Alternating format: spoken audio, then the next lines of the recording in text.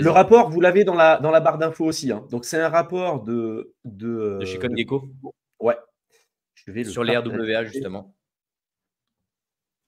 Alors, est-ce qu'on voit mon écran là? Ouais, après, peut-être mets-le en full. Attends, tu veux que je le mette en full? Ouais, mets-le peut-être un peu plus en full, toi. Je vais essayer de zoomer. Est-ce que là, on Comme voit ça, bien mon… j'ai viré nos têtes, mais du coup, je l'ai laissé en full. Ok. Comme ça, vous le verrez mieux parce que sinon, ça va être en petit. Donc, c'est tout bon, là, on voit tout? Ouais, vas-y. Ouais. Nickel. Donc, ce rapport, c'est un rapport qui a été sorti de chez CoinGecko et qui a fait une mise à jour, en fait, de l'état du marché des RWA sur 2024. Donc, on n'aura peut-être pas le temps de tout revoir, hein. L'idée, c'est de rebondir et puis de voir un peu ce que vous avez à dire sur les différents aspects qu'on va vous montrer. Mais en gros, l'idée de ces rapports-là, c'est de dire, voilà, à l'instant T, où est-ce qu'on se situe, il y a des charts, il y a des graphiques intéressants par rapport au paysage économique des RWA. Alors, pour ceux qui ne savent pas trop, les RWA, ça veut dire Real World Assets. C'est tous les actifs tangibles qu'on retrouve globalement autour de nous, l'immobilier, les actions, les obligations, que ce soit également aussi les métaux précieux, etc., qu'on va venir tokeniser, qu'on pourra importer sur la blockchain pour pour avoir un meilleur échange de valeur. Et je vous donnerai quelques chiffres après par la suite. Donc, je vais aller juste pour revenir là sur la première slide. Je ne sais pas si vous avez vu, là, on voit, il y a le XAUT, le Paxos Gold et le dernier, ça me parle pas forcément, où on a des actifs qui sont des RWA qui sont backés par de l'or. Et pour ceux qui n'ont pas vu passer la news, il y a le Zimbabwe, justement, qui s'est lancé sur ce terrain-là. Et la dernière fois, je parlais du bouquin de l'étalon Bitcoin. Si vous ne l'avez pas lu, vraiment, je vous invite à aller l'acheter parce que vous comprendrez pourquoi certains États commencent à rattaquer justement cet étalon or à travers des RWA. Vas-y, je te laisse continuer. C'est petit aparté. Alors, là, du coup, en dessous, ils vont présenter le paysage un petit peu des RWA. Donc, comme je l'ai évoqué tout à l'heure, vous allez retrouver donc les treasuries. Donc, c'est ce qu'on appelle les obligations. En gros, on peut avoir des obligations d'État, des obligations d'entreprise. Et puis après, dans ces obligations-là, il y a du court, moyen et du long terme. Vous pouvez investir dans des obligations de l'État, par exemple, américain, des obligations de l'État français, à court terme, moyen, long terme. Globalement, ce qu'il faut savoir, c'est que quand on a une augmentation des taux d'intérêt, comme ça a été le cas ces derniers temps pour limiter l'inflation avec la Fed, on va avoir une baisse des obligations, du prix des obligations. À l'inverse, quand on a une baisse des taux d'intérêt, on a une augmentation du prix des obligations. En fait, les obligations fluctuent de manière inverse au taux d'intérêt. C'est comme ça que ça fonctionne. Je pourrais vous expliquer en détail après pourquoi, si ça vous intéresse, mais je pense que ce n'est pas forcément le but de cette vidéo. Ce qu'il faut savoir, c'est qu'aujourd'hui, on essaye d'importer ce qui existe sur les marchés traditionnels pour le mettre directement dans le secteur crypto. Donc là, vous allez avoir la partie securities. Vous allez avoir le côté private credit. Donc ça, c'est les obligations d'entreprise. Là, c'est plutôt les treasuries, donc c'est les obligations d'État. Là, c'est les obligations d'entreprise. Là, vous allez avoir tout ce qui va être lié à l'immobilier. Que l'immobilier, on a parlé de realty à plusieurs reprises, mais il y en a tout un tas d'autres. Il y a par exemple, donc realty, ça va être sur beaucoup du marché américain. Ouais, et ils ont le Panama, ils commencent à attaquer doucement le marché européen. Il y a peut-être la Turquie en ordre de marche aussi, qui sont en train de voir. Moi, je les suis quand même pas mal. Les fondateurs, on les avait eus en interview. On a vu également une interview avec des personnes qui travaillent chez eux. C'est un projet qui est très intéressant et je vous invite à aller voir dessus pour ceux qui ne connaissent pas et tout simplement qui seraient intéressés par la partie IMO. Après, dans les autres, ce n'est pas forcément le même mécanisme de tokenisation. Eux, ce qu'ils vont faire, c'est qu'ils vont tokeniser une partie de la société qui va acheter un ou plusieurs biens immobiliers et ils ont des rendements qui sont globalement assez stables. Alors, pour les plus petites maisons ou les plus petites parties d'immeubles, c'est plutôt aux alentours des 4%. Et les plus grosses sont montées à 12 ou 13% au début. Là, en général, c'est plutôt des produits qui sont entre 9 et 11%. Ils versent les loyers une fois par semaine. Donc, c'est plutôt assez cool. En USDC ou en XDAI, ça fonctionne sur la blockchain Gnosis ou Ethereum. C'est à vous de voir ce qui vous intéresse le plus. Et ils ont fait une levée de fonds là, le mois dernier à hauteur de 5 millions. Et en gros, vous aviez un token pour participer directement aux bénéfices que fait la société. À chaque fois qu'il y a une vente d'une maison, en fait, ils prennent 10% de frais. Et du coup, c'est eux qui vont gérer la maintenance ou autre. Et donc, si vous achetez le jeton de leur maison, sachant le jeton de leur maison, le jeton de la société, et ben, vous gagnez il s'apprécie au fur et à mesure que la société grossit. Donc voilà, après, il y a d'autres moyens de tokeniser l'immobilier, mais le secteur aux US est un peu plus développé et la régulation surtout est un peu plus développée, ce qui permet qu'on peut mettre en place des choses un peu plus avancées. Et là, quand je dis qu'ils cherchent sur le marché européen, ils cherchent surtout des acteurs qui sont compétents pour prendre le relais. Parce que gérer une maison, c'est quelque chose, mais en gérer 50, 100, 200, 300, c'est autre chose. Donc voilà. Et puis, ils font des MA quasiment toutes les semaines. Donc, si ça vous intéresse d'aller parler avec eux, ils sont hyper abordables. Et ça que je trouve assez cool par rapport à d'autres projets. Donc, vous avez la partie immobilier, hein, on en a déjà parlé à plusieurs reprises sur la chaîne YouTube. Après, il y en a aussi la tokenisation d'immobilier qu'on peut retrouver sur d'autres plateformes, comme par exemple Lofty, je crois que c'est sur Algorand, où ils ont développé une plateforme qui fonctionne très bien aujourd'hui.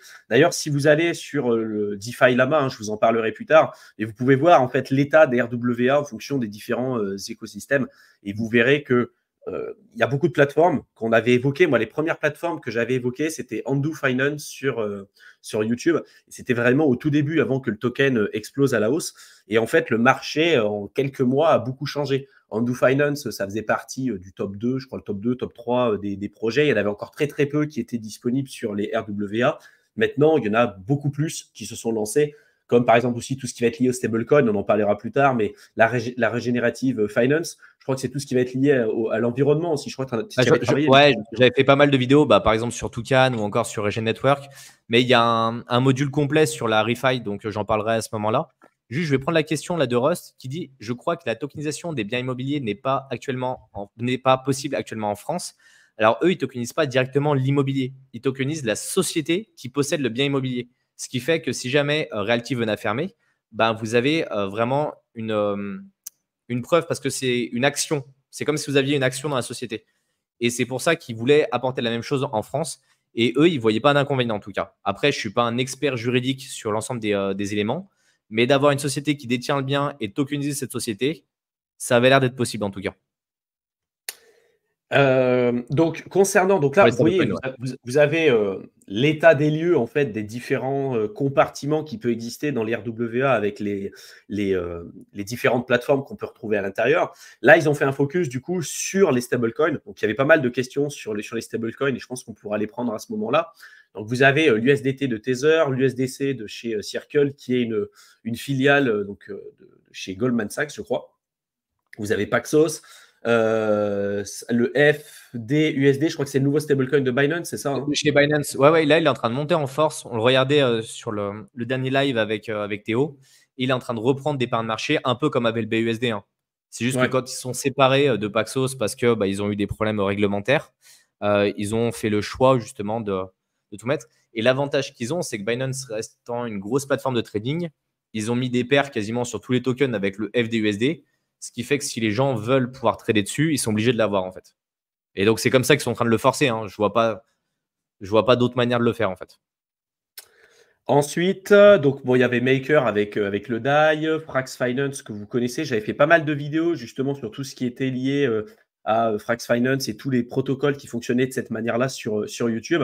Le True USD et puis là, Mountain Protocol, franchement, je le connais pas du tout. Je sais pas si tu le connais, toi, Mickaël. USDM, je l'ai vu passer, mais j'avoue que je n'ai pas creusé. Donc là, je ne pourrais pas te dire. Le dernier, c'est l'USDE de chez Etna, où j'ai vu qu'effectivement, MakerDAO commençait à regarder pour faire peut-être de la collatéralisation pour eux. Mais voilà, c'est une news que j'ai vu passer rapidement. Donc à voir, à creuser de ce côté-là. Mais comme on le disait, hein, il y a des éléments à regarder qui sont hyper importants sur les stablecoins. Il faut qu'ils aient de la liquidité. Il faut qu'ils aient subi un bear market pour voir qu'ils soient capables de supporter justement des fluctuations de marché. Il y a toujours le trilemme du stablecoin que j'aime à rappeler parce que c'est aussi ce qui fait le choix des technologies derrière ces stablecoins. Il y a l'efficience du capital, il y a le fait qu'ils maintiennent son cours 1 pour 1 et il y a la décentralisation. On ne peut pas avoir les trois piliers en même temps. Et donc, chaque projet choisit un peu entre tout ça. Et c'est pour ça qu'on a différents éléments. Mais comme on a dit, lorsque vous choisissez des stablecoins, il faut en choisir au moins 3 pour avoir une certaine sécurité et diluer un peu son risque. C'est pas peine d'en avoir 25, mais prendre les plus importants du marché. Je pense qu'à ce moment-là, on peut récupérer. J'avais vu passer une question sur l'interdiction de l'USDT à partir de juin pour les Européens. Attends, je remonte dans le chat pour la retrouver. Si on ne prend pas vos questions tout de suite, c'est parce que on sait qu'il y a des parties de la vidéo, on va pouvoir en parler plus en détail. Et après, si vous voulez qu'on les mette en priorité, vous connaissez le principe. Donc, concernant la suppression de l'USDT en Europe pour juin, j'en avais parlé un petit peu la dernière fois, mais mon avis sur le sujet, c'est que déjà, il va être supprimé des plateformes centralisées. Sur les plateformes décentralisées, il n'y a pas de KYC, donc on ne peut pas savoir si vous venez d'Europe ou si vous venez d'un autre endroit. Donc ça peut être un petit peu embêtant. Dans les process, il y a l'EuroC de chez Circle qui est en train plus ou moins d'être validé auprès des autorités financières. Il y a l'USDC qui pour moi est dans les bonnes grâces. Et après, ce qui risque de bloquer, c'est tous ceux qui vont être liés à des RWA, les stablecoins qui offrent un rendement parce que vous le possédez. Là, pour moi, l'impact de l'USDT en Europe, franchement, il est minime. Si vous en avez, il ne va pas y avoir de DPEG parce que globalement, il n'y a pas que le marché européen qui utilise l'USDT. Et si vous avez besoin de l'utiliser, vous pourrez passer toujours par une autre plateforme de swap, en fait, une plateforme décentralisée. Ça ne sera jamais viré des plateformes décentralisées parce qu'il y a d'autres acteurs qui ont besoin de l'utiliser. Donc pour moi, c'est un faux problème, en fait. C'est juste histoire d'avoir un peu une bad news, de la propager. Mais je ne vois pas un impact qui est hyper important. Après, ça me touche moins que certaines personnes du fait que je ne vive plus en Europe. Mais ça n'empêche pas que l'USDT, j'en garde dans mon portefeuille parce que je trouve que c'est un stablecoin qui a déjà été éprouvé par le temps, qui a déjà subi plusieurs bear markets et qui a une volatilité qui reste assez propre. Il y a plein de problématiques avec la boîte qui le back derrière. Mais d'après tous les flux qu'il y a eu, ils ont toujours gardé plus ou moins un niveau de 1 $. Voilà. Et quand on voit les autres stablecoins sur le marché qui sont autour de l'euro, qui est une catastrophe, ceux du franc suisse, ils n'ont pas de liquidité. Pourtant, l'actif sous-jacent est plutôt bon. Et après, la dernière fois, il y en a un qui me demandait s'il y en avait sur le rouble russe. À ma connaissance, il n'y en a pas. Donc, pareil, si vous le savez, n'hésitez pas à le dire dans le chat. Et surtout, on a beau avoir des stablecoins qui sont backés par d'autres choses. S'il n'y a pas de liquidité, si vous ne voulez pas l'utiliser et s'ils ne gardent pas une certaine parité, ils n'ont aucun intérêt. Et c'est pour ça qu'il faut vraiment se méfier de tous les nouveaux stablecoins qui viennent de sortir parce que potentiellement, du jour au lendemain, ils peuvent se retrouver à zéro. Et pour ceux qui ont connu l'UST avec Terra Luna, il y en a un paquet qui en ont fait les frais. Après, c'est pas le même type de fonctionnement non plus. Il y a le mail. Il n'y a peut-être pas forcément le même type de fonctionnement, mais je suis d'accord avec toi. C'est-à-dire qu'il faut vraiment se méfier et ça peut vraiment changer du tout au tout comme ça, du jour au lendemain. Il n'y a aucun stablecoin qui sera parfait. Même ceux qui se disent décentralisés comme le DAI, on vous l'a déjà dit à plusieurs reprises, mais il y a une surcollatéralisation sur le DAI qui fait que ça sera peut-être plus pertinent d'en avoir en portefeuille que certains stablecoins algorithmiques comme l'UST, parce qu'aujourd'hui, il n'y a pas eu un stablecoin algorithmique qui a pu passer la barrière du temps, en tout cas pour être testé sur la longue durée. La plupart qui fonctionnent le mieux, c'est des stablecoins qui sont surcollatéralisés, donc qui ont le même type de fonctionnement que le DAI principalement, ou le LUSD de chez Liquidity, que j'avais évoqué sur YouTube. Par contre, les stablecoins centralisés comme l'USDT ou l'USDC, tout le monde dit ça sert à rien, ou l'USDT, il y a eu toujours les mêmes problématiques avec Bitfinex.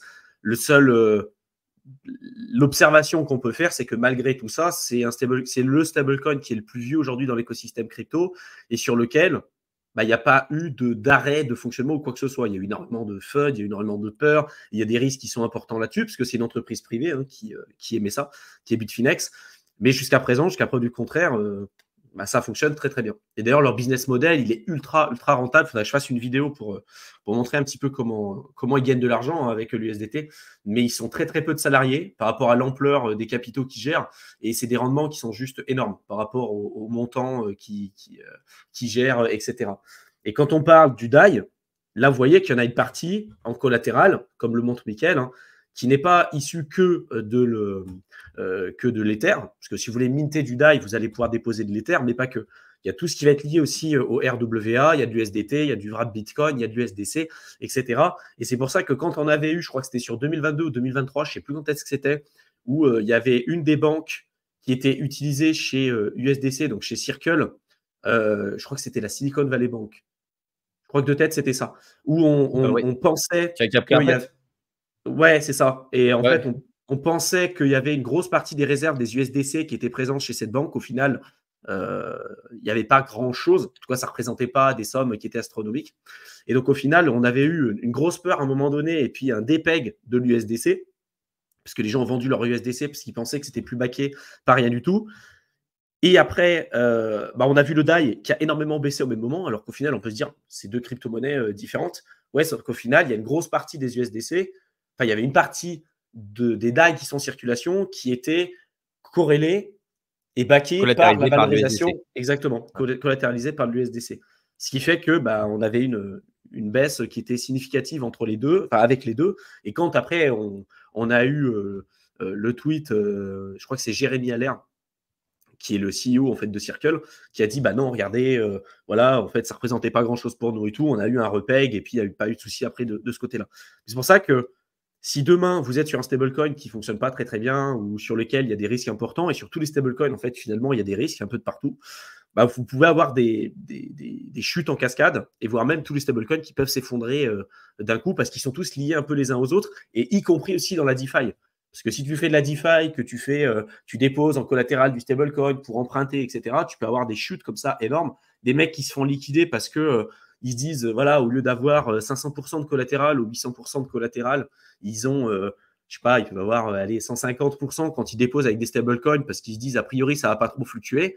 Et donc, si ça fluctue quand même, parce que ça peut arriver quelquefois, tu peux te faire liquider avec dans ton coffre, malheureusement, si tu gères pas ton risque correctement, quoi. Ah ça arrive bien plus qu'on ne le pense. Et Néméo, tu dis effectivement que tu t'es fait gigarect avec l'UST de chez Luna.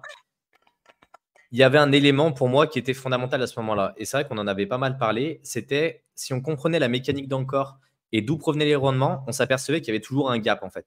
Et que plusieurs fois, ils ont réinjecté de la trésor pour arriver à remaintenir ces éléments-là.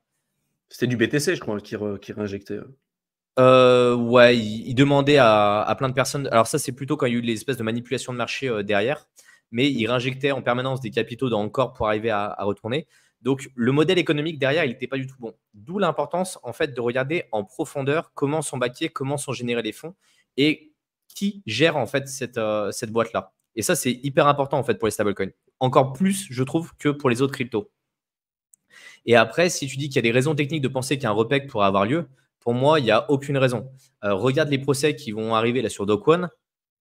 Je ne suis pas sûr que lui, en tout cas, il va s'en occuper de repeg ça. C'est pas dans l'intérêt. Aujourd'hui, il y a eu un FUD énorme. Le Luna s'est complètement mangé. Et si tu comprends comment fonctionne le modèle algorithmique de l'UST avec le Luna, il n'y a aucune raison pour que ça reparte en fait. Donc aujourd'hui, ça fait partie des erreurs que tu as faites. Ça fait partie des fonds. C'est comme ça qu'on apprend. Et maintenant, justement, c'est le moment d'apprendre comment fonctionne stablecoin et de creuser en profondeur. Et tu vois, tu dis, je ne suis pas encore à ce moment-là, j'avais juste pris ce stablecoin parce que gros rendement, j'étais un noob. Oui, clairement, analyse en profondeur nécessaire. Et ça, c'est le gros problème. Je l'ai vu avec énormément d'autres stablecoins qui viennent de sortir. On les voit partir tout de suite dans la DeFi avec des montants de TFL qui sont astronomiques, mais personne ne se pose la question d'où sort cet argent. Ça, c'est vraiment un principe dans la vie qui est juste indispensable. À partir du moment où un projet est capable de générer de l'argent, des rendements et autres, comment il le fait? Est-ce que c'est tenable? Est-ce que c'est pas tenable? Est-ce que c'est le marché qui va dicter ou pas la fluctuation? Et sur les stablecoins, franchement, hyper important. Les stablecoins algorithmiques, il y en a plein qui pouvaient être intéressants, mais je vous dis globalement, évitez-les parce qu'il n'y en a pas un qui a passé la barrière du temps. Et c'est toujours pareil, c'est pas la même chose de se dire je mets un petit peu d'argent pour faire des échanges, déposer dans les pools, ou après véritablement utiliser les stablecoins pour se protéger en cas de baisse. Et si jamais vous avez fait des bénéfices en bull run, vraiment ce que je vous souhaite, si demain vous mettez des sommes qui sont importantes sur des stablecoins, autant s'assurer quand même que ce soit des stablecoins qui tiennent la route, quoi. Et c'est ça le truc, c'est qu'il y a vraiment une différence entre les utiliser à guise d'expérimentation, tu vois, et de se dire, vas-y, je vais voir un peu comment ça fonctionne, je vais faire des tests et tout, et après de stocker vraiment de la valeur importante vis-à-vis de notre portefeuille sur ces stablecoins. C'est pour ça que Martin, il disait, est-ce qu'il ne vaut pas mieux peut-être mettre ses profits en BTC? C'est une solution, et c'est une solution pour moi qui est très sérieuse aussi dans ce cas-là, parce que tu as des problématiques sur tous les stablecoins. Par contre, le problème avec le BTC, surtout quand tu es sur des périodes euphoriques, c'est d'accepter aussi la volatilité à la baisse. Donc, tu peux stocker de la valeur sur le BTC. Et je pense que si tu as beaucoup d'alt qui surperforment le Bitcoin, l'Ether, à un moment donné, il va falloir faire une rotation de tes profits sur du Bitcoin, sur de l'Ether, parce que l'objectif à chaque fois de ton portefeuille sera de maximiser de surperformer à la fois le Bitcoin et l'Ether. Sinon, tu prends plus de risques à investir sur des altcoins que sur ces grosses cryptos-là. Mais après, le seul problème de stocker en bull run uniquement sur du BTC, c'est que tu as la volatilité. Donc, il faut accepter de subir cette volatilité qui est de plus en plus faible au fur et à mesure des cycles parce que l'écosystème mature. Mais en fait, pour moi, c'est une question de vue. Tu dis c'est de la volatilité, mais c'est de la volatilité par rapport au fiat. Tu vois, c'est toujours une question quand tu passes en un an de 69 000 $ à 15 000, la volatilité, c'est pas qu'en fiat. Oui, mais en fait, c'est juste une question de référentiel. Tu vois, si vraiment tu veux pousser la question jusqu'au bout.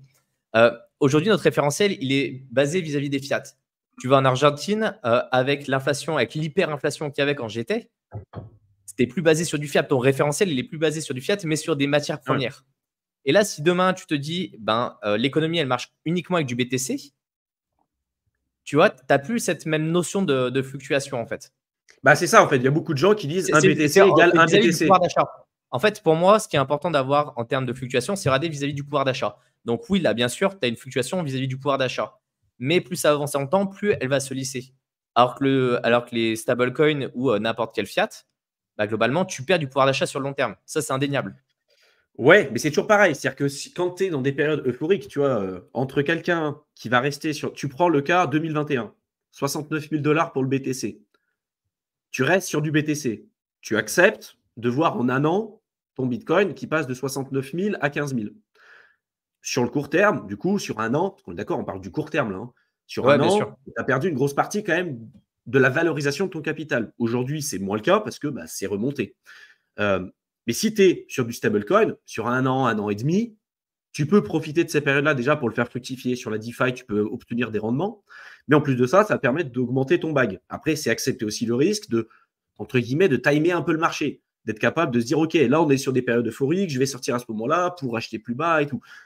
C'est des risques. Et aujourd'hui, beaucoup de gens ne sont pas capables de le faire. Très peu de gens sont capables de sortir, entre guillemets, au top. D'ailleurs, pour moi, c'est impossible de sortir au top, tout comme c'est impossible de sortir au bottom.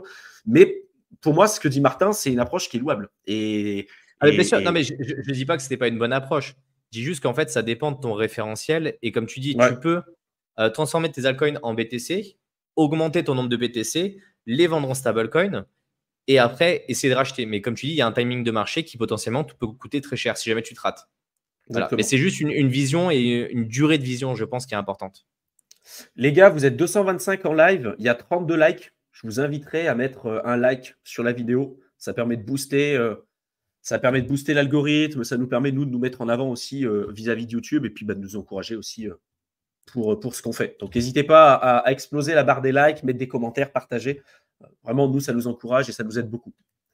On va reprendre la question. Juste, je prends la question de Sam parce que justement, c'était sur l'histoire des stablecoins et après, on pourra passer au reste des RWA. Qui disait sur les sexes, la majorité des cryptos sont uniquement échangeables en USDT. Si USDT est retiré, les cryptos vont-elles être backées automatiquement en USDC? Alors, backé, je pense que ce n'est pas le bon terme, mais ce n'est pas forcément là le rapport de la question. Aujourd'hui, tu as des paires sur toutes les crypto-monnaies avec le BTC. C'est aussi pour ça qu'il quand il y a des mouvements de marché, ça part d'abord du BTC. Après, si on prend les plateformes comme Binance, ils ont leur FDUSD qui fait déjà la parité avec la majorité des paires qu'ils proposent. Et après, si on prend des plateformes comme Coinbase ou Kraken, Coinbase, ils vont pousser l'USDC parce que globalement, ça appartient à Circle et vous connaissez la suite. Après, Kraken, ce qui va les intéresser, c'est d'offrir un maximum de paires différentes.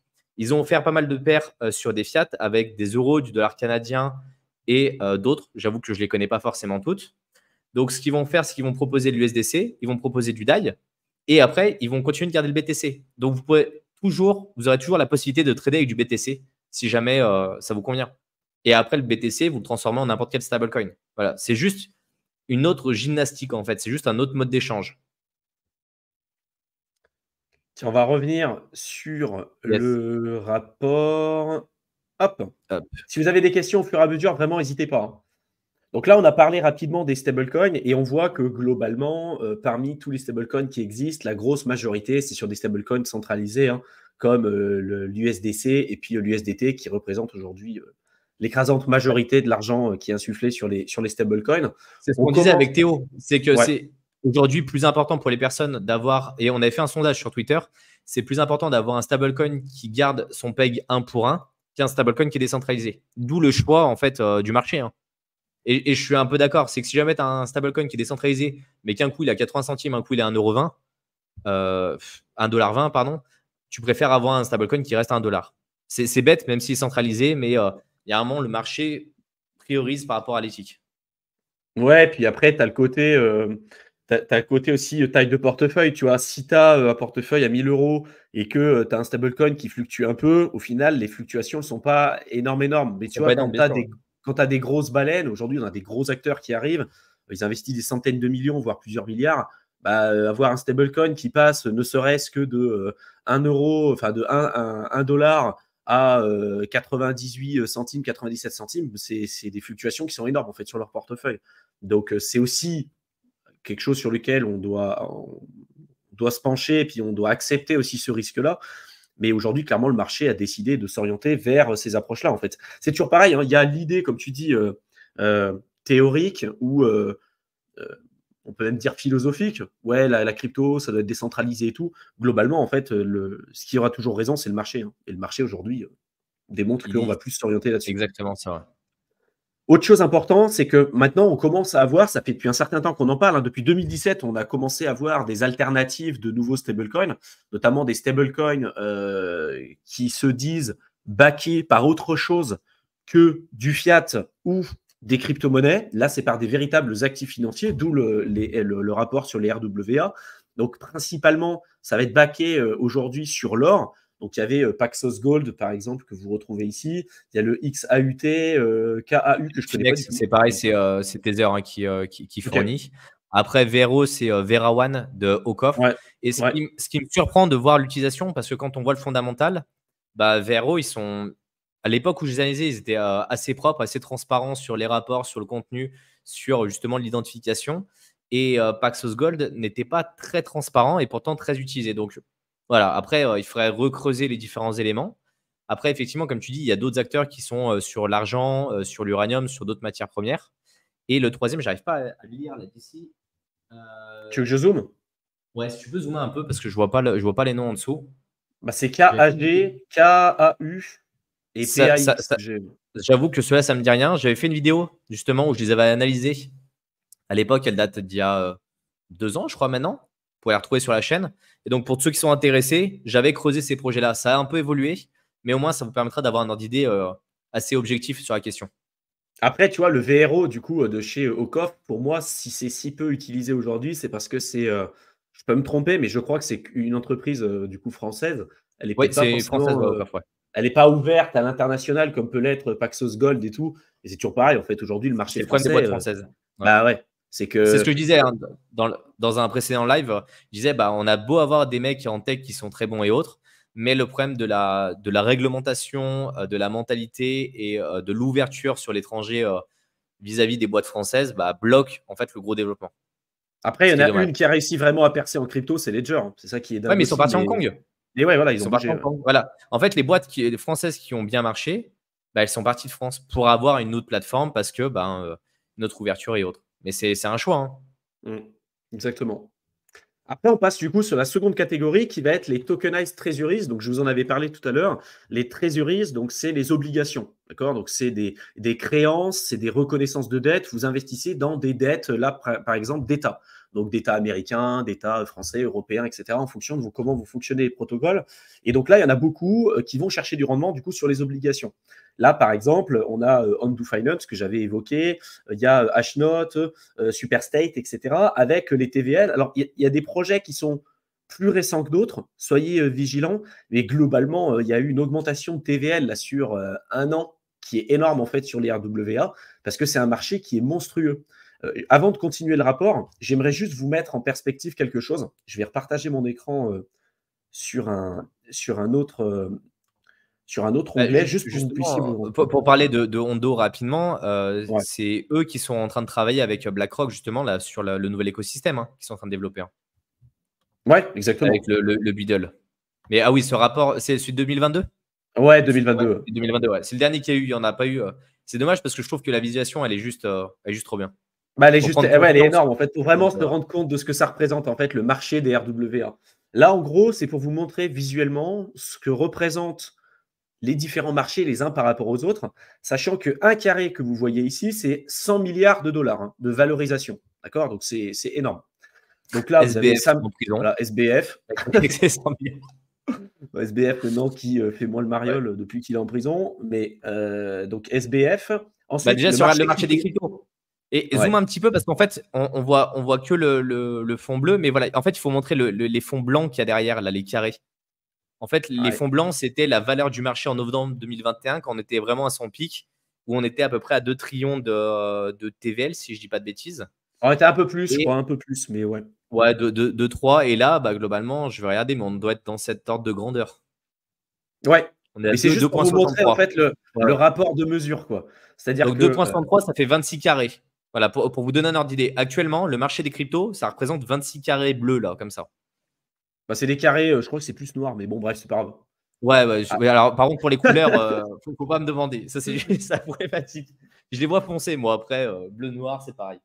Après, vous avez le PIB des différents pays, alors l'Ukraine et la Russie, les dépenses militaires. Alors ça, c'est énorme aussi. Quand vous voyez que le marché crypto sur 2022, c'était même plus petit que les dépenses militaires qu'on avait aux États-Unis, voire même à côté. Après, vous avez le marché des currencies, donc des fiat, l'euro, le dollar, le yuan, la livre sterling, etc. Le marché de l'or, donc la réserve de valeur aujourd'hui qui est utilisée, que ce soit en bijouterie, que ce soit pour créer des barres pour stocker de la valeur, ce qu'on retrouve dans les banques centrales et puis voire même ailleurs. Les milliardaires aujourd'hui, les 2668 milliardaires qui étaient référencés sur 2022, la richesse que ces personnes-là détenaient, donc c'est 2668 personnes, sachant qu'on est plus d'8 milliards sur la planète Terre. Regardez la fortune que ces gens ont par rapport au marché crypto, en fait. Mais déjà, regarde la fortune d'Elon Musk, en fait. Ouais, Elon Musk. Déjà sur le côté. Le top 5, le top 5, c'est top 5, d'accord, parce que je voyais que sa tête. Mais le top 5, déjà, c'est hallucinant. Après, donc il y a la balance sheet donc des banques centrales. Je vais avancer crescendo, vous pourrez y jeter un coup d'œil, on vous mettra le lien dans la barre d'infos. Hein. Mais c'est juste pour que vous puissiez vous rendre compte en fait de l'immensité de ce que représentent les RWA quand on commence à insuffler les actifs financiers en fait sur le marché crypto. Là, le S&P 500, c'est un indice qui représente les performances des 500 plus grandes entreprises américaines. À l'intérieur, vous avez du Apple, du Amazon, du Microsoft, de ce que vous voulez. Regardez le S&P 500, ce que ça représente en termes d'argent en fait à l'intérieur. Là, les États-Unis par rapport à la Chine en termes de PIB, la monnaie supply, donc les différents agrégats monétaires, donc le M1 et le M2. Je n'ai pas envie de vous expliquer ici, mais en gros, vous avez le M1, je crois que ça va être l'argent scriptural. Je crois que c'est les pièces. Les pièces, les billets, etc. Puis après, vous avez le M2 et c'est principalement tout ce qui va être épargne, tout ce qui va être argent digital que vous avez sur votre compte en banque, en fait, principalement. Donc, la grosse majorité de l'argent, en fait, c'est aujourd'hui sous forme d'argent numérique. Il y en a très peu d'argent scriptural, quoi. De pièces, de billets ou ce que vous voulez. Là, on arrive au stock market, donc les marchés financiers avec le New York Stock Exchange, le Nasdaq et les différentes grosses places d'échange sur les marchés financiers. Vous voyez quand même ce que ça représente par rapport au marché crypto. Ça, c'est encore fou. Et là, on commence à arriver sur quelque chose d'intéressant. Tout à l'heure, je vous ai parlé du marché de la dette et de la dette des entreprises et de la dette aussi d'État. Là, c'est les corporates. Donc, les corporate bonds, c'est les obligations d'entreprise.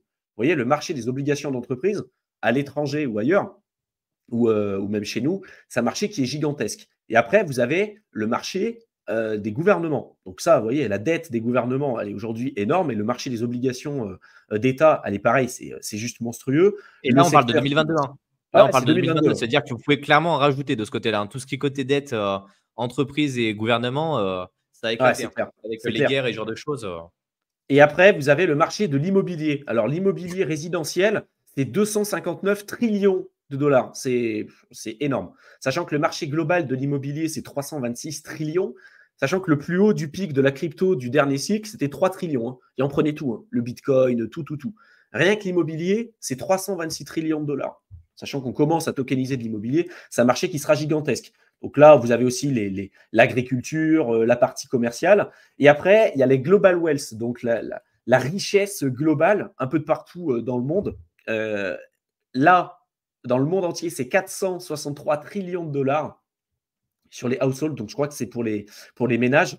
Donc là, sur l'Amérique du Nord, vous voyez ce que ça représente. En Europe, la Chine, l'Amérique latine, l'Inde, etc. Et après, c'est là où c'est monstrueux, c'est les produits dérivés. Les produits dérivés, regardez ce que ça représente. Donc, les produits dérivés, c'est tout ce qui va être options, contrats à terme.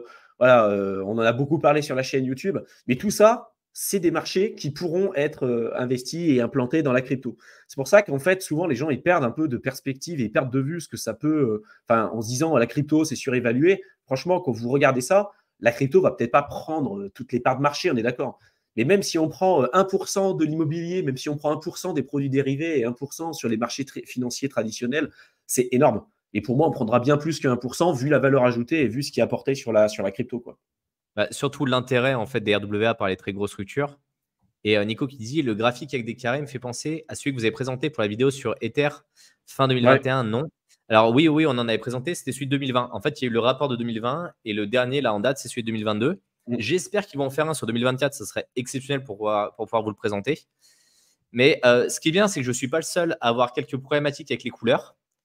Parce que toi aussi, tu as vu les carrés bleus, donc ça va, ça me rassure. Ok, je ne suis pas le seul, merci. Il y a des daltoniens dans les commentaires. Ouais, il y a des daltoniens dans l'équipe. Levez la main, mettez un petit pouce bleu, ça fait toujours plaisir. Mais ouais. Après, ce qui est important, c'est de comprendre cette notion et cette quantité de valeur. C'est toujours mettre en perspective, en fait. Quand on a l'impression d'être à la fin et tout, la grosse révolution, elle a bien évidemment commencé avec l'arrivée du Bitcoin.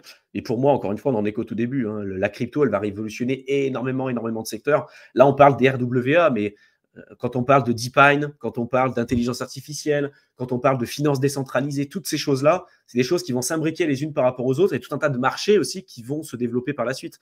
Il y avait Martin, je crois, dans les commentaires qui disait la partie GameFi, c'est un domaine aussi qu'on étudie énormément, mais ça, il y a des parts de marché qui sont énormes. Et la crypto va prendre aussi une partie de ce marché-là. Donc, investir même aujourd'hui sur les 10, 15, 20 prochaines années en crypto, on va assister à une croissance et le fait de capturer certaines parts de marché, de développer même des nouveaux marchés qui n'existaient pas jusqu'à maintenant. Un peu comme avec l'arrivée d'Internet. Hein. Au début, avec Internet, tu ne pouvais pas faire grand-chose. Envoyer un email, c'était une horreur.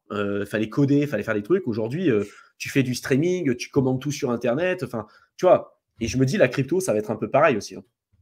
Bah, on est qu'à l'aube. Hein. C'est une techno qui est en train d'évoluer.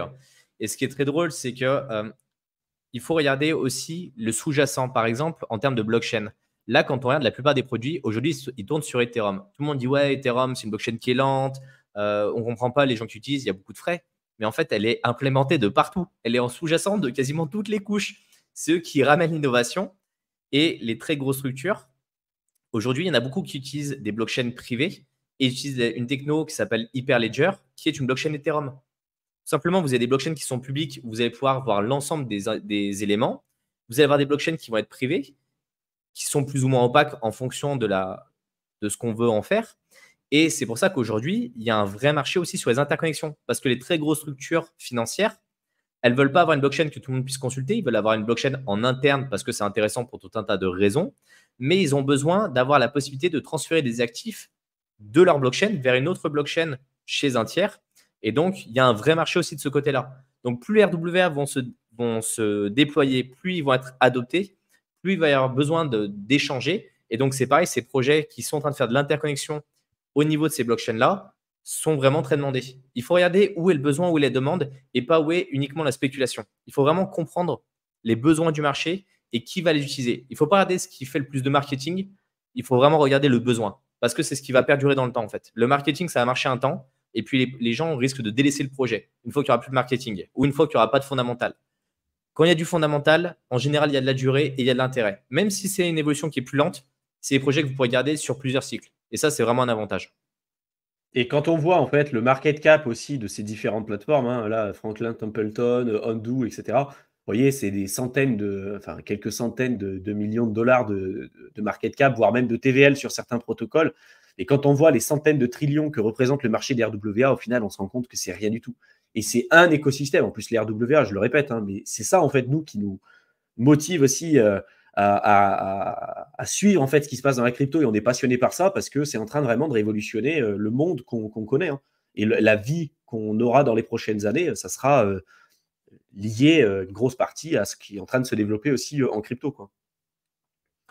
Autre point important, donc là, il vous explique globalement le fonctionnement des treasuries, donc d'où proviennent les rendements avec les différents intermédiaires, etc. Parce que quand vous investissez sur des plateformes RWA et quand vous dit tu déposes des USDT sur une plateforme et au final, ce qui va te donner des rémunérations sur tes stablecoins, c'est tes investissements sur des RWA et en l'occurrence des obligations d'entreprise, des obligations d'État, etc. Là, il vous explique globalement comment ça fonctionne, donc vous pourrez y jeter un coup d'œil.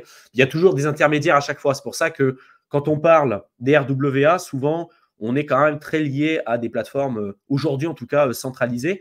Parce que quand on parle de securities, il y a tout un cadre réglementaire qui va avec.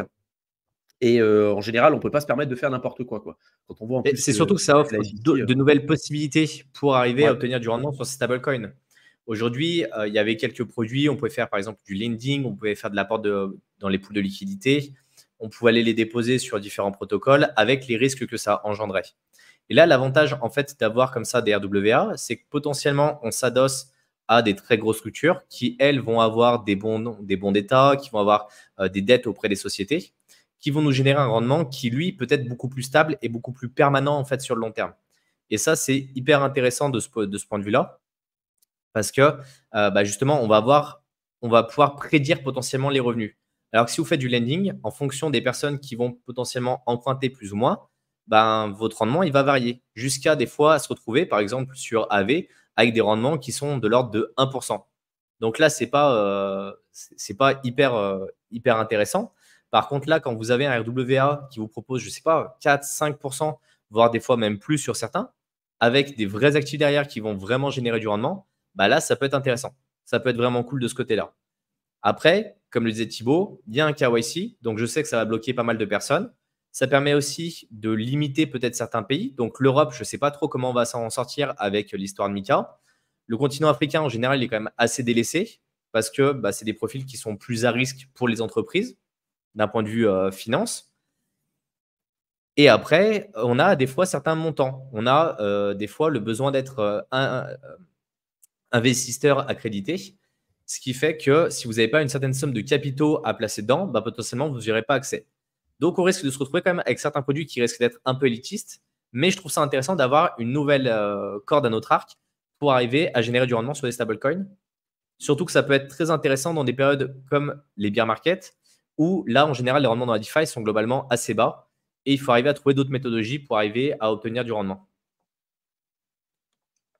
Donc là, quand on retourne sur le rapport, il vous montre l'évolution des différents protocoles au niveau de leur TVL et comment ils ont été utilisés sur 2023-2024.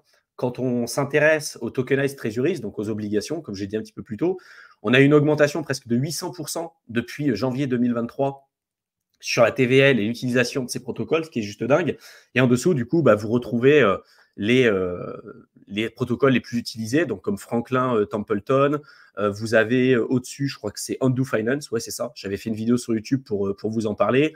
Après, vous avez Maple Finance. Je crois que lui, Maple Finance, c'est beaucoup plus sur des obligations. Alors, ils font des obligations d'État, mais ils font aussi beaucoup d'obligations d'entreprise.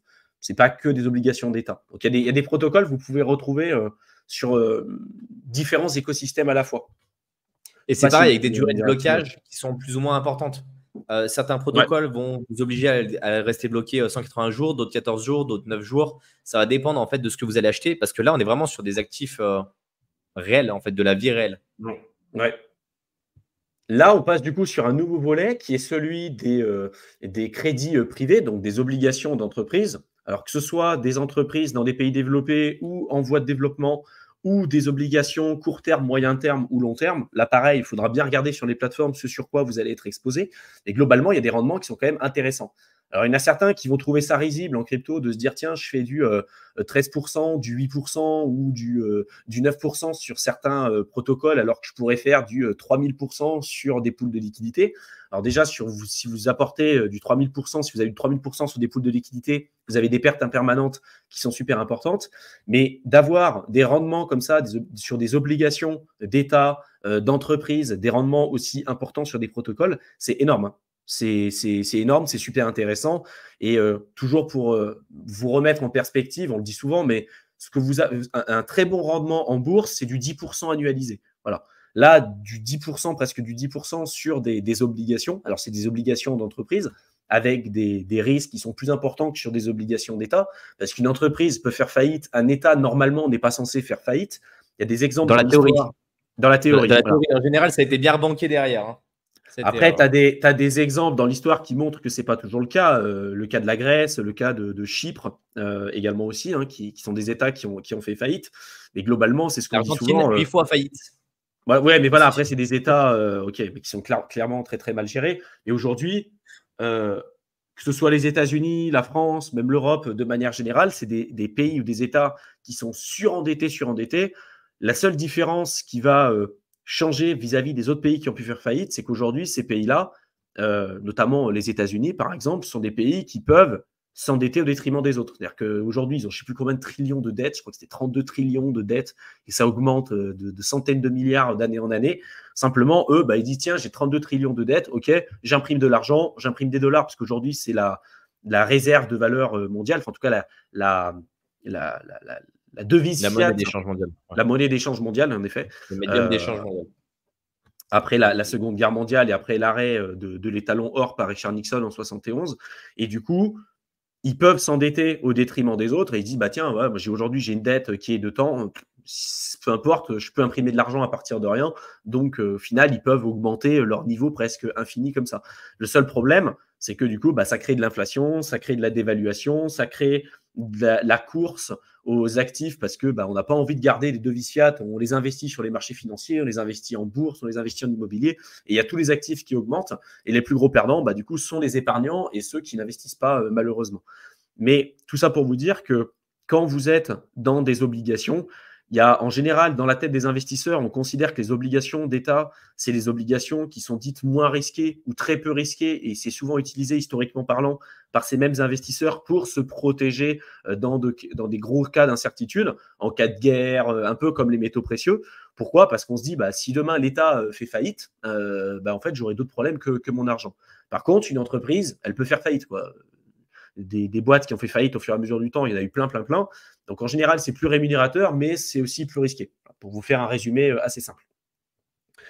Et si c'est des sujets qui vous intéressent, j'ai vu qu'il y avait pas mal de questions sur ces sujets-là. Encore une fois, je le répète, mais j'en parle en détail sur Éternel étudiant. Vous avez le lien dans la barre d'infos qui est ma seconde chaîne. Donc là, globalement, on se rend compte que le marché des crédits privés sur les obligations d'entreprise est aujourd'hui nettement moins développé que les obligations d'État, hein, que j'ai montré un petit peu plus tôt, forcément parce que c'est un marché qui est un petit peu plus faible aussi, qui est un peu plus récent, qui est aussi un peu plus risqué. Donc, je pense qu'en termes de cadre réglementaire, on ne peut pas se permettre de faire n'importe quoi. Mais c'est des plateformes qui se développent pas mal, comme par exemple aussi Goldfinch. Goldfinch, j'avais fait une vidéo pour en parler. Et le problème, en fait, avec Goldfinch, c'est que rapidement, on est limité. Ils ouvrent des pools avec des rendements qui sont intéressants. Souvent, c'est rempli dans la journée. Après, ils bloquent les différents pools. C'est de l'argent qui peut être bloqué pour une période plus ou moins longue, mais c'est aussi pour des gros porteurs, enfin, en tout cas les plus gros porteurs. Je crois que les pools qu'ils avaient ouverts la dernière fois, c'était minimum 25 000 $, entre 10 000 et 25 000 $ qu'il fallait investir sur une pool au minimum pour pouvoir rentrer et être éligible. Donc, c'est vrai que pour les plus petits porteurs, c'est un peu plus compliqué pour pouvoir aller dessus. Ouais, c'est ce que j'expliquais effectivement. Non, c'est ce que j'expliquais plus tôt, où effectivement, il y a des endroits où il y a des investisseurs qui sont accrédités ou avec un certain montant de capital minimal à déposer et à bloquer. Et donc, c'était une possibilité complémentaire pour les personnes qui voulaient faire du rendement, mais ce n'était pas forcément ouvert à tout le monde sur tous les protocoles. Mais ouais, c'était vraiment l'idée que j'avais véhiculée. Donc là, il vous explique aussi comment fonctionne le même type de fonction, comment fonctionnent les RWA sur les c'est ça, sur les obligations d'entreprise, Donc, n'hésitez pas à aller y jeter Comment un on coup fait d'œil. le pont entre les prêteurs, les plateformes et les emprunteurs au niveau des capitaux? Exactement. Mais vous voyez qu'à chaque fois, en fait, il y a quand même des intermédiaires, hein. C'est pour ça qu'il y a vraiment deux points séparés. Vous avez le côté DeFi, où vous allez faire du pool de liquidité, du staking, etc. Vous allez éviter les risques de contrepartie au maximum en faisant les choses correctement. Et après, vous avez la partie RWA qui va apporter énormément de choses, je pense, dans la crypto. Et la crypto peut apporter énormément de choses aussi, vice-versa, au RWA. Mais par contre, pour moi, tu as quand même énormément d'intermédiaires entre les deux, quoi, avec des prêteurs, des Justement, emprunteurs. aujourd'hui, ces intermédiaires, il y en a des fois où c'est centralisé pour faire de la preuve de réserve. Et il y a justement certaines cryptos qui sont posées sur ce secteur-là. Chainlink, le principal projet dans les oracles, ils font de la preuve de réserve. Ils l'ont fait pour le TUSD et ça ne me surprendrait même pas qu'ils attaquent le secteur des RWA sous cet angle-là. Parce que c'est une de leurs forces de dire, OK, on a des oracles qui vont aller récupérer des données du monde extérieur, qui vont les analyser et qui vont les insérer sur la blockchain, ou vice-versa, des données qui viennent de la blockchain peuvent être injectées dans le monde extérieur. Ce qui permet de vérifier les protocoles et de dire, OK, bah là, on a créé tant d'actifs en RWA, bah on a réellement les produits derrière, en fait. Et eux, ils sont en train de travailler justement sur le CCIP, qui est un mécanisme qui permet de passer des messages d'une blockchain à l'autre en travaillant en plus en partenariat avec Swift. Donc, justement, ils travaillent énormément sur ce secteur-là et ça va devenir un gros pilier. Parce que tout le monde pense aux produits finis, mais il y a tous les intermédiaires entre les deux qui sont hyper importants, qui font beaucoup moins de pubs, qui sont beaucoup moins sexy d'un point de vue branding et marketing. Mais pour moi, je les trouve hyper intéressants. Je suis beaucoup plus dans l'infra que vraiment dans le produit fini en général. Il y avait BZH qui disait Maple, Centrifuge, Goldfinch, je me suis déjà positionné tôt, mais difficile d'acheter plus sans augmenter ma moyenne d'achat. Ça a déjà grave pumpé. Et ouais, en fait, tous les schémas narratifs, entre guillemets, les nouveaux schémas narratifs qui ont le vent en poupe et les projets de cycle 1 ont énormément augmenté. C'est le cas pour ceux de l'intelligence artificielle aussi. Voilà. Donc, en effet, attendre éventuellement un retracement. Je crois qu'il y en a certains qui nous demandaient est-ce que ça vaut le coup de rentrer sur certains projets comme Ondo Finance. Après, ce sera à vous de voir en fonction de vos profils de risque, mais n'achetez jamais des bougies vertes. C'est super important. Je vais repartager. Et je suis allé voir ce crypto bubble, l'énorme bulle qu'on avait, elle a disparu. Donc, vous voyez, des fois, ça monte et ça repète très rapidement. Là, donc, ils ont regardé en fait les plus gros protocoles, le top 7 des plus gros protocoles qui travaillent sur les obligations d'entreprise. Et donc, on a eu en fait une hype sur 2022 avec une baisse après avec le bear market. Là, depuis, on a repris une tendance haussière en termes de TVL et de capitalisation. Et pour moi, on en est encore une fois qu'au tout début, ça sera l'un des gros schémas narratifs qui aura le vent en poupe sur le prochain bull run, avec des gros projets qui ont été cités comme Centrifuge, Goldfinch, Maple, Clearpool, Credix, TrueFi et puis Florence Finance. Alors, Florence Finance, je t'avoue que je ne connais pas du tout. Et d'ailleurs, c'est très peu représenté sur le graphique. Mais bon, s'il y en a qui connaissent, n'hésitez pas à nous le dire là, dans la section commentaires. Je ne sais pas si tu voulais toucher 2-3 mots sur la régénérative finance. Sur la refi. Et en fait, je trouve que c'est un secteur qui est hyper intéressant parce qu'on parle souvent des grosses entités, on parle souvent plutôt du monde qui est à l'heure actuelle considéré comme pays développé et on parle très peu des pays en voie de développement et des problématiques liées autour de l'agriculture, autour de l'écologie et des économies circulaires. Et justement, la refi, elle travaille énormément là-dessus. On a des accords qui ont été signés pour maintenir un certain niveau de réchauffement climatique auprès de la planète. Et une des méthodologies, c'est d'arriver à attribuer des crédits carbone à différentes structures.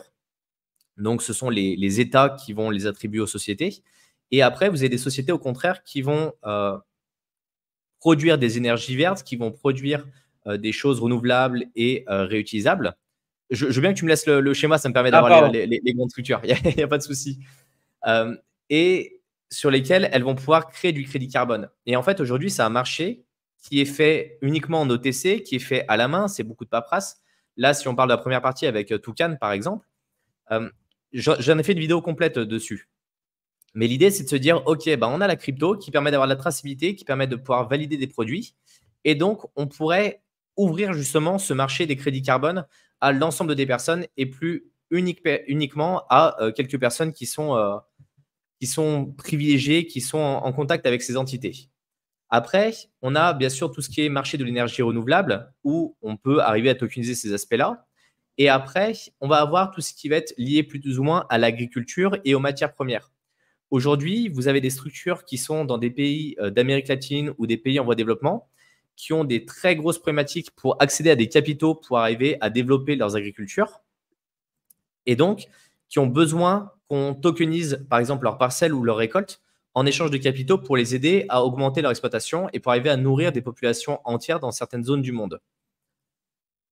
C'est juste quelques éléments. Après, là, on voit qu'il y a la partie Ocean et Marine Conservation. C'est tous des projets qui sont là justement pour la partie renouvelable. Vraiment, la Regen Finance, c'est quelque chose d'assez gros. Ça va englober énormément d'éléments. Et pour toutes les personnes qui sont intéressées à, par exemple, investir sur des matières premières, qui se disent « Ok, bah moi, j'ai envie d'avoir du blé, du riz, du soja ou du maïs », et ben, grâce à la ReFi, vous pouvez le faire. Vous pouvez vous exposer. Bien sûr, vous aurez toujours cet aspect crypto, mais là, ça commence à peine à se développer. Et c'est là où je trouve hyper intéressant. Par exemple, c'est pareil, on parlait tout à l'heure d'immobilier, mais on peut parler de terre agricole. Vous allez, par exemple, avoir une parcelle de terre agricole qui va être mise en collatéralisation et vous allez pouvoir toucher des rendements en échange parce que la personne va pouvoir farmer des choses dessus. Et c'est là, on ouvre un nouvel écosystème qui aujourd'hui est assez ancien, qui a besoin de nouveautés, qui a besoin de capitaux et il y a un vrai marché qui commence à se créer. C'est tout neuf, c'est tout nouveau. Je vous ai déjà fait plusieurs vidéos sur le sujet. On voit que les protocoles commencent à se développer, commencent à être utilisés, mais il y a un vrai besoin. Et là, il peut y avoir des opportunités de rendement et de farming dessus qui sont très intéressantes parce que très peu connues et très sous-estimées. Et pourtant, on est tous d'accord qu'on vit tous sur la même planète à l'heure actuelle et que demain, s'il y a une augmentation drastique des températures de partout dans le monde, ça va très, très mal se passer pour la plupart des personnes. Voilà, que ce soit au niveau de la nourriture, au niveau des conditions de vie, d'hygiène et autres. Et donc, c'est aussi se dire, quitte à investir dans la crypto, pourquoi pas essayer d'aller jouer sur ces aspects-là. Je vois Sylvain qui dit il y a le cacao aussi qui a fait des performances astronomiques. Mais oui, voilà, ça permet de s'exposer aussi à d'autres choses auxquelles on ne serait pas forcément exposé.